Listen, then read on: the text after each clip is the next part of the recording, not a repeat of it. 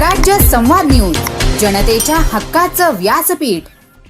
पुणे जिल्ह्यातील आंबेगाव तालुक्यातून एक हृदयद्रावक बातमी समोर येत आहे। वाढत्या उन्हाचा तडाखा आता जीवघेणा ठरू लागला असून उष्माघाताचा पहिला संशयित बळी गेल्याची शक्यता वर्तवण्यात येत आहे। पुणे जिल्ह्याच्या आंबेगाव तालुक्यात उन्हाचा कहर, कांदा काढणीसाठी गेलेल्या महिला मजुराचा मृत्यू झाल्याची धक्कादायक घटना समोर आली आहे।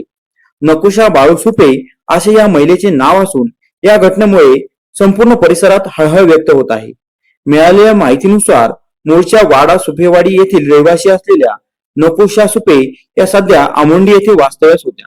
शुक्रवारी त्या शेतात कांदा काढण्याच्या कामासाठी गेल्या होत्या, मात्र दुपारच्या सुमारास उन्हाची तीव्रता प्रचंड असल्याने काम करत असताना त्यांना अचानक चक्कर आली आणि त्या शेतातच कोसळल्या।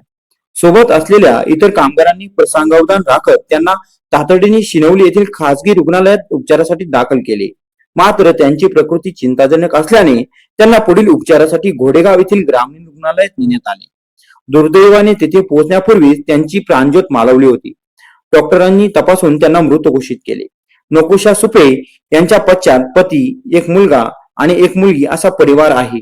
प्रशासनाकडून अधिकृत शवविच्छेदनाच्या अहवालाची प्रतीक्षा केली जात आहे, त्यानंतरच मृत्यू कशामुळे झाला आहे हे समजू शकेल। सध्या राज्यासह जिल्ह्यात उन्हाची मोठी लाट आहे, त्यामुळे नागरिकांनी दुपारच्या वेळी कामासाठी बाहेर पडताना विशेष काळजी घ्यावी। शक्यतो दुपारी 12 ते 4 या वेळेत कडक उन्हात काम करणे टाळावे। सोबत नेहमी पाण्याची बाटली ठेवावी, सुती कपडे वापरावे आणि डोक्यावर टोपी आणि रुमाल ठेवावा।